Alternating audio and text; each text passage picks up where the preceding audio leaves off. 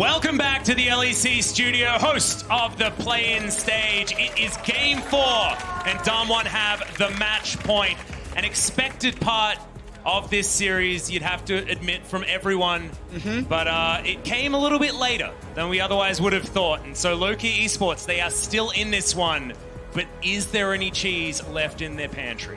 Well, the thing that's left is Ornn, because that's the ban that Damwon has had to drop, moving back to the red side since they wanted to ban Pantheon. If we do want to see another lane swap from Loki, which it's a tall order. I can understand why they wouldn't want to go back to it, since that's the type of thing that, you know, Coach Kim from Damwon could just kind of drill with them afterwards, after they lose game 1. But yeah, I think after what's happened in games 2 and 3, I think Loki should go back to it. Well, the Lee Sin going to be locked in here by Damwon, and the expected lock-in afterwards would be something like the Xayah. Xayah has been banned throughout this entire series. Yep. We've seen this so many times. When you're on the red side, it's all about getting those color-coordinated picks alongside the Lee Sin. See whether the Rakan pick-away is going to be there from the Loki Esports, but otherwise, Damwon will be locking that one away last. Yeah, I could see Rakan being an important takeaway. Also, having the lane against Rakan. Ezreal Rakan. It's actually not bad if they wanted to go for it. Okay, we're going... No. We're going Yasuo Gragas. And I love this because Ezreal has been flexed into the mid lane quite a lot. If we've been having a look at Solo Cube, you've been watching Faker's stream. He's been playing so much mid lane Ezreal. So in theory, Artifact could be on that one. So still not entirely sure where everything is going. But we are sure that Showmaker has locked away Akali. They just don't care about the Rakan. They want to make sure that Showmaker has comfort. Yeah, and it also means that we'll likely see Beryl on something like Alistar again. Yeah. Rather than the Rakan, assuming Loki actually decides to ban out that strong combo. And a bit of a support pinch, the Braum ban. Actually really interesting. Why I think they might do that is Ezreal Braum is an incredibly strong level 1 invade, which could potentially allow Loki to set up something creative. And I can kind of see just Damwon trying to cover any possible area of disadvantage. See whether Thresh is the next thing that Damwon looks at. Another knockback displacement that Loki could utilize, but the Pike is where we're going to see that. Does also have similar situation there, as now Damwon do have the Alistar available. Nautilus was what Loki decided to go for. And Yuumi is what we've seen in the past, and the Xayah Yuumi works out really well. The cat goes inside the Xayah, and then Xayah goes untargetable, and that's 2 people that are untargetable. I hope they do Nidalee. In that Featherstorm is okay. DNK going to take the Nidalee, and there's Aatrox locked in as well. This is really short range, but I love it because you've got all of that, all those dive tools, all of those knockups, and Ezreal with all of the self-peel as Nogari thinking about a favorite of his. This would be another one, but we're cycling through and we'll see where Damwon land when it comes to their top laner. Well, Kennen is the more known good pick into Aatrox, so they're going to do that. Yep. I like it. That was really well done, Jed. It's funny, Alice. I feel like if this was game 1, they would have locked the kill. Yeah, I feel like the mindset of Damwon has changed in either trying picks out or proving that they can pick something to, no, we actually just must beat them now because we don't want to be embarrassed. The thing I really like, though, is that Yuumi Cannon is such a cool combo at the same time. Like, you get all the adaptive damage, but also extra movement speed to get the little rat into the back line. Yeah. Super cool. There's a lot of cool stuff about picking Cannon here in this composition. They're both small. That's true, yeah. First Nidalee picker ban, though.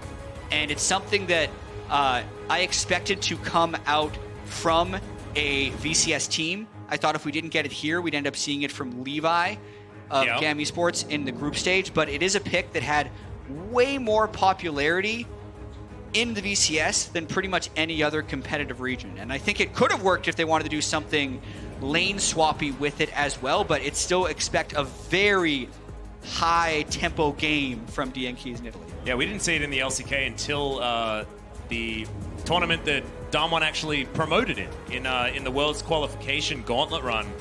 But it was Kingzone that was playing it. It wasn't any of our Worlds teams here on Korea's side, so we'll see how well they're going to deal with it.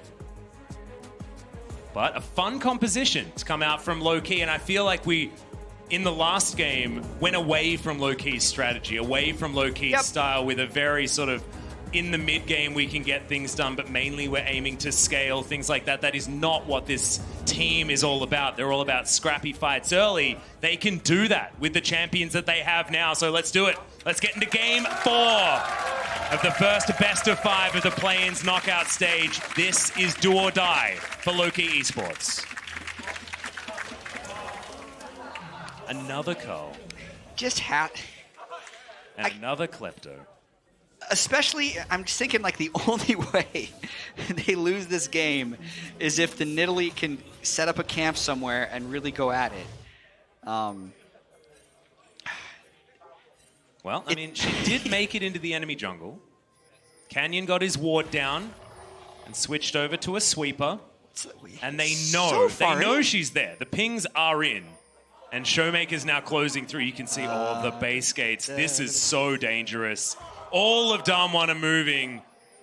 She hasn't revealed herself just yet. The Prowling Kitty will jump over the wall.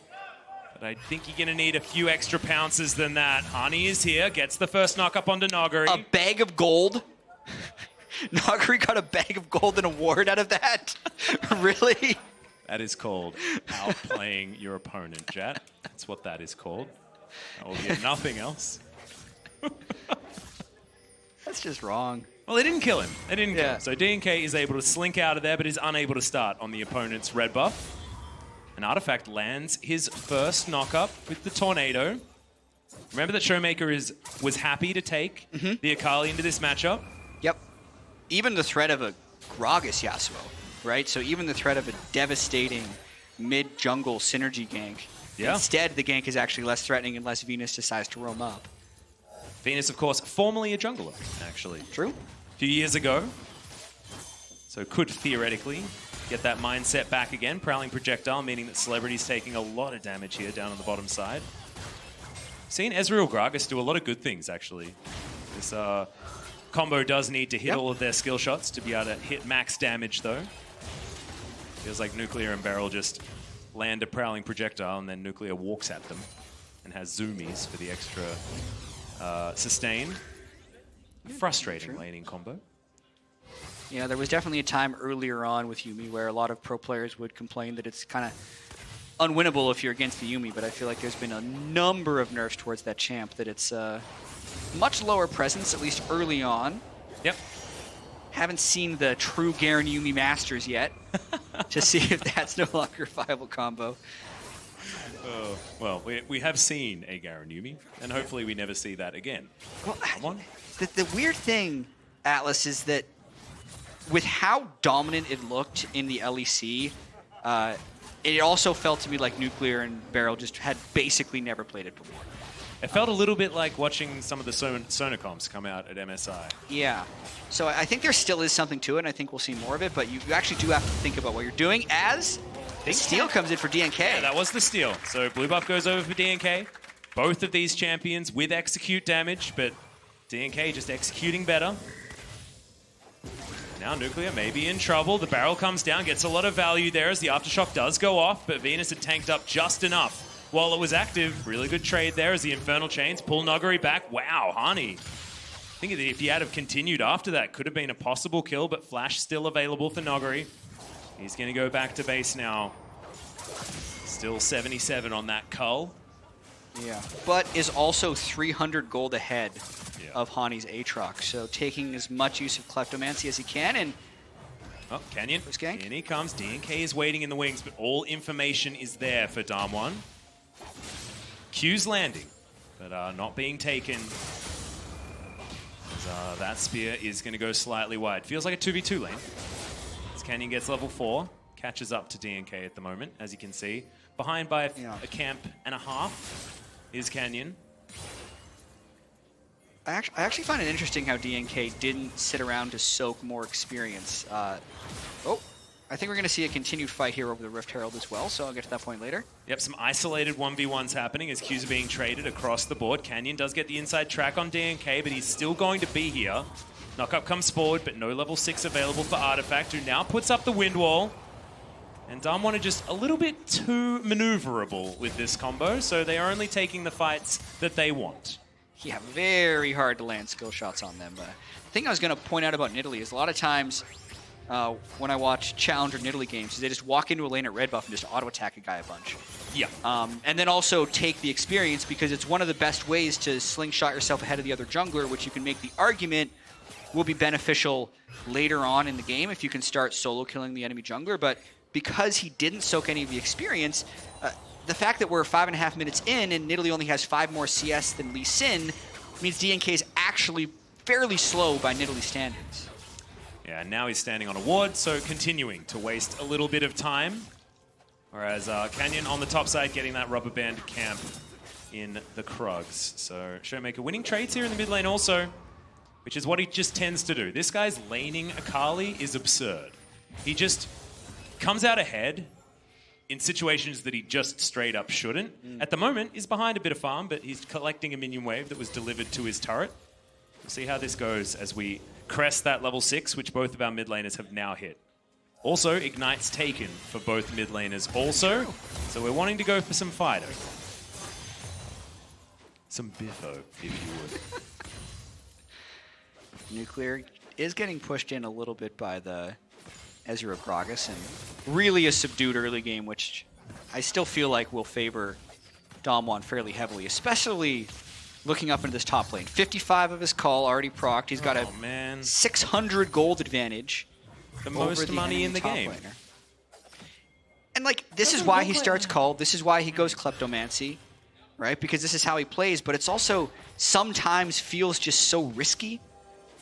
Oh yeah, when he's up against a top laner that's able to actually punish the fact that he just doesn't have as many battle stats as his opponent. Might see a dive bottom here, level 6 Yasuo. Yep, Artifact, they know that he's there, but immediately you've got the exhaust. Venus taken down, the turnaround is beautiful. The first time Damwon's bottom lane has played as he's going to set up his own knock-up, but Artifact taking the turret shots. The Prowling Projectile is there as well, but Beryl looking to try and get them back. Good knock-up comes out, but no more ultimates available, and that is a 1-for-1 that probably shouldn't have happened for Damwon. In a 4v2, so now we have to see what Damwon does with the rest of it. Barrow tries to get a kill with his ultimate. He just solo ulted Artifact. He tried. That's what I like to see. That's brilliant. Teleport back there from Nuclear. No harm, no foul. The teleport was already on cooldown from Celebrity. Yeah, two kills. That is just a win for Damwon. Yeah, straight up 2 kills in a 2v4 for Damwon. So just huge advantage since we're already talking about an incredibly scary Kennen getting formed in the top lane. Mm-hmm. And who's going to be invested to try and get that Kennen to be off that big position as Venus just dies towards the bottom side of the map. And DNK is just given the runaround. Nuclear just walking. Zoomies will be available once again. And Nuclear, even though he doesn't have his flash, it doesn't seem to matter. The rest of the Goon Squad making their way down. And on one side is Canyon and Showmaker looking for a potential dive. But this is what happens when it's not a jungle Gragas. You are very squishy without the Aftershock available. Yeah, Burning Flash at level 4 right here. The reaction time from Nuclear, very key. It's mainly, I actually credit that reaction time to the control ward and the Tri-Brush there, because he wouldn't be as fearful of a body slam if he didn't see Yasuo. So that allows them to turn that kill around. Then also the turret getting locked onto Celebrity and very nearly killing Artifact as well. Beryl ends up hitting 6 and also ulting to get the Yasuo's flash later. All going pretty well for Damwon. Probably the best early game that we've seen so far from this team. And this is the match point. This will get them to the group stage in either Group B or Group D. Can't be in the same group as either Griffin or SKT. Yeah, and oh man. That draw that we're going to have at the end of tomorrow just has so much significance. Oh, yeah. It's who goes in Groups B and Groups D out of this. Yeah, North American fans need to be paying a lot of attention to that draw. As Noguri looking to try and kill Hani as DNK dives on in. He has to land this Q, but he doesn't. Doesn't matter. Dives on in, gets the pounce, easy peasy, dead cannon. That's the amount of pressure that Noguri is able to offer. All the flashes in that exchange did get blown, but now Venus is in the mid lane trying to set up for his Yasuo. Yeah, still not even a level 6 Gragas, though, so Showmaker would have to go really far in. It's not like you can just get the Yasuo ult off of Gragas ult. Come at him from the other angle, though. Yep, does go into his Shroud. The 5-point strike is getting some work done. Q's being traded, both of them being missed. E lands there as Showmaker dives on forward onto Artifact, sets up his own knockup. Q is going to land it. Immediately, everyone is eviscerated on LK's side. Oh dear. Noguri turns up with the teleport, and that was pretty high value. And this, I think, is the type of game a lot of people imagined. Nice ult there by Nuclear. Yeah, and ult trades. When they saw this draw, it was this undefeated Damwon team from the play-in stage to a low-key team that looked very mixed in 2-2ing what was seen as the easiest play-in group, but for so much of this, Loki has been making surprise moves, but now Damwon just seem to be dominating. They do. And how did Celebrity lose his entire health bar? Feathers? I think it was just some feathers. Projectiles from Yumi? Something was happening, and it was bad news for the Ezreal as Shelly went down as well. Canyon just soloing that one out. It feels like Damwon are able to just grab whichever objective they feel like taking. DNK can't find the impact. This Nidalee is such feast or famine. If you don't get things done, if you don't get that control, she can feel so useless. So once again, Noguri's just stealing plates everywhere. Canyon is just so loyal to Noguri. Yeah. He does what he's gives told. Him the Rift Herald, goes up there over and over again. And this series, we're going to watch this fight one more time in the mid lane. Artifact trying to bide his time to get the right ult off, but watch for Canyon's kick. The cooldown is actually up, even though it doesn't show it in the spectator. Oh, that was so beautiful. Kicking through the opponent. Yep, and then lining them up so that Showmaker's ult was able to connect the dots there as well. Very nicely done. Knock-up not going to be taken there as Artifact can't see the Akali. I believe put down the Shroud was going to be fine, but dive bot lane. Still trying to hold on. Celebrity doing the best that he can. Another plate probably will be taken as there's the Prowling Projectile to show that he's in trouble. Already down to no health at all. And the teleport is far too late. They dealt with the minion wave, but Damwon dealt with the AD carry within a couple of autos. Yeah, Nuclear really getting very far ahead this game as well, whereas the Kleptomancy and the friendship from Canyon is helping Noguri likely still have the most gold in the game. Yep, 300 more than Nuclear. He's already got 2 items. That's a completed Proto Belt and a completed Morellonomicon. As we see another fight, final chapter is read out to Venus, who does get the help of his friendly Yasuo. The Wind Wall does a lot of work there as Canyon. You know how long that lasts, dude. But that's okay. Throws his Q right into it. As okay, Showmaker, that is not where you want to be, but does dive back. Flash utilized. Yep. That's He's fine. going to be all right. And they've taken both side lanes, can group basically whenever they want. 7,000 gold lead. Low-key really just trying desperately to make something happen, but here comes Lee Sin. Artifact just going to get kicked back immediately. The backflip comes forward. Canyon closed the gap, and Artifact is just going to die. The rest of Loki pull away, knowing that their Yasuo was just not long for the world. And DNK can't just go fishing with spears. They just don't have enough pressure anywhere. And even if these spears land, they don't do enough. Canyon just styling right there. He actually safeguarded after Sonic Wave, then Resonating Strike, just so he wouldn't be moving in a straight line. He wanted to curve around. Which a bit of fun. Really could be an analogy for this whole series for Damwon. Not wanting to go in the straight victorious line that was set in front of them. They don't want to be predictable, Jat. That is the main thing. And look, once you're getting towards the main group stage, then maybe being unpredictable is going to be a good thing for this Damwon squad. I mean, they're definitely making it hard for us analysts to make any definitive predictions about them. Because, true. Because before Worlds, trying to take everything in, I said, wow, I think Damwon is really, really good. I think top 4 team at Worlds. I think a dark horse to maybe even win the whole thing. Yep. Because in the past few years, we've had more upsets. Oftentimes, the Korean 2 or 3 seed, even in the farther past, have been able to do pretty well.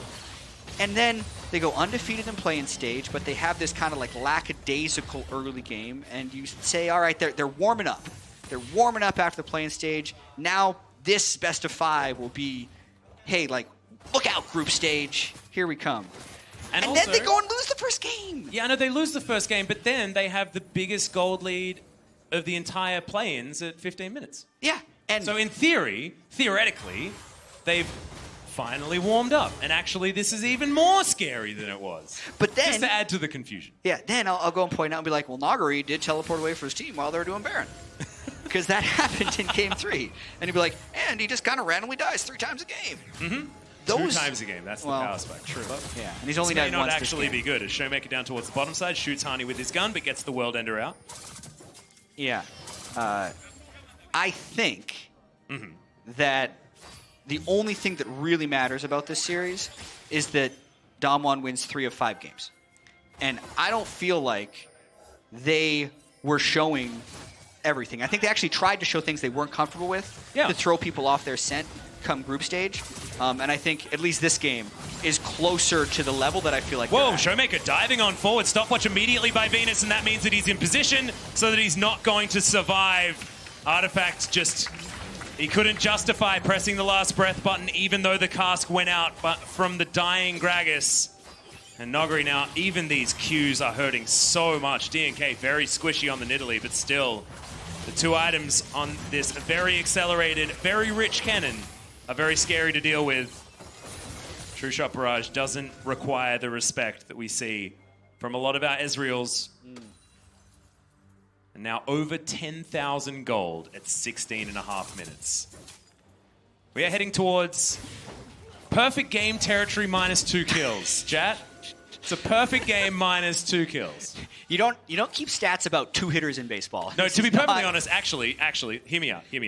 Because we were talking about the 0-2 power spike from Nogri. Yeah. If both of those deaths were on Nogri, that would be a perfect game, in my opinion. A perfect Damwon game. Perfect Damwon game. Yeah. As Artifact dancing around Nogri, he does have himself a Yuumi there as well, as the wind wall is now on cooldown.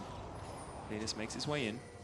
So yeah, that's my defense for my ridiculous line of perfect game. By the way, this is a callback from the caster room where you're just like, wow, there were, was it 3 kills away from, or it's like, just 2 kills in a turret away from a perfect game. It was 2 turrets away from. Be like, yeah, I'm $1 million away from being a millionaire too, real close. You guys are too mean to me in the caster room. I'm just trying to come up with fun things to talk about, okay? True. Well, Nuclear, he's got a couple of items that are pretty good at this stage of the game. And as far as being as relevant as possible at this tick over to 20 minutes, I love this. Nuclear most of the time is going to build the Infinity Edge after the Essence Reaver for sort of the most bang for your buck out of 2 items, if the first one has to be Essence Reaver. Yeah, the Lethal Tempo build has just actually gotten so popular. Oh, yeah. This year with that specific combo of items. It's so good on Zaya as well. Well, now Hani's being surrounded.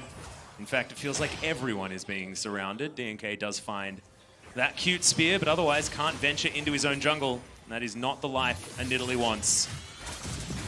Scanyon is down here. Hani down to below half health. Doesn't find too many of the autos, does Damwon. And Hani is going to be able to limp away, but has to use the ultimate and has to sacrifice his inner turret.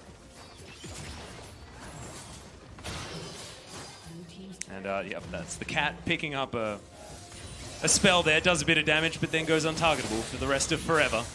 So doesn't need to worry. Artifact's flow is taken away, but otherwise he's going to be all right. And this is just Damwon slowly bleeding low-key out. A minute to go on that Baron. We've got a Mountain Drake there. As I feel obligated to say Earth, Wind, and Fire once again. They are going to be the Drakes. And that is a pretty linear gold graph. And I think it's going to continue that way. I don't feel like this is the one. I think it's trending in that direction. That is very true. 11,000 gold. Just huge. I think we're heading towards our largest gold lead at 20 minutes as well. There's a good chance. I mean, you'd think if it was the largest gold lead at 15 minutes, there's a high likelihood that we get to the highest gold lead at 20 minutes as well. Celebrity's dead, guys. Whoa. Real dead, real fast. Yeah, Canyon able to solo this Mountain Drake, and they'll probably be able to take a 20-minute Baron. And this looks like kind of the the potential and the skill of Showmaker and Nogari without all of the dumb stuff this game. Well, Showmaker's diving forward yet again. Final chapter is there, but not enough to get the snare. Rhyme was unintentional. Now just going to go back, and it looks like bullying away from this Baron that has only just spawned and is immediately sent back to the Void. Yeah, they're ready for this one. They want, Oh, yeah. They want to be out of the series. They say, you know, we delayed it 44 minutes in Game 1. Yeah. Let's try and make up for lost time in Game 4. And you can kind of see the Damwon players didn't look that happy leaving the stage after Game 3, after the 2-1. No. But I feel like the coaching and the team have really at least brought it back around to more of what we wanted to expect. Yeah, and also, I mean, talking about the coaches, I mean, I want to have a bit of a rant about Coach Kim, but I'm not going to be able to, as we're going to check out this replay. I mean, Ezreal dies very fast. He does, but we do want to see exactly how it happened. He got shot, and then he got hit by a 5-point strike, and then dashed through. He's theoretically hit by 4 abilities, and he was instantly dead. Did you circle some stuff? I was trying. I didn't see any circles. I picked a small circle when I should have picked Where were the circles? Were they there? We have question marks as well. Were they there? Yeah. Okay. I think that's actually the most underutilized part of this screen. Yeah. That's a good TP. Yeah, teleport coming in from the cannon. Nogari just getting into position in the side lane. There's a... What are we looking at? What are we looking at, Jeff? Power That's spikes. a really cool hat from the cannon. They play around. Yeah, he's... Okay, this probably need a smaller circle for that one, but that is the 3-item spike that we talk about for Nuclear. If play, you know... You've seen a Pikachu with a cool hat like that? Does a lot of extra damage. Yeah, this is with the next 2 minutes and 13 seconds. They're going to be looking to end the game. They just need one pick. Yep. Inhibitor turret goes down on the top side of the map, and they're just trying to bleed them out. It is going to be a necessary fight for low-key. They have to find something now, otherwise they're just going to lose everything in quick succession. Damwon have them spread so far as there's the last breath. They jump on Nuclear, but over the wall he goes. Canyon now dives onto Artifact, and Nogari in the backline doesn't even have to press his ultimate button yet. He still has it. Just kiting 5 members of low-key. He still got their it. own base. Showmaker gets in there and finally pulls the trigger. 2 kills. No, only 1. Almost instantly, though, as Damwon, they find the trigger and they press it hard. Triple kill instantly for the Akali in the front line. And Damwon, they hold on and then just click their fingers and end low-key. Artifact still alive underneath his Nexus turrets, but these are Baroned up minions. It's 22.5 minutes into the game. Game 4, Damwon make a statement, and they're looking to dive another fountain, but the Nexus isn't going to last long enough. Our first team promoted into the World's Group stage is Damwon Gaming. And they do it with increasingly better gameplay. Lose the first one, struggle a bit in the second,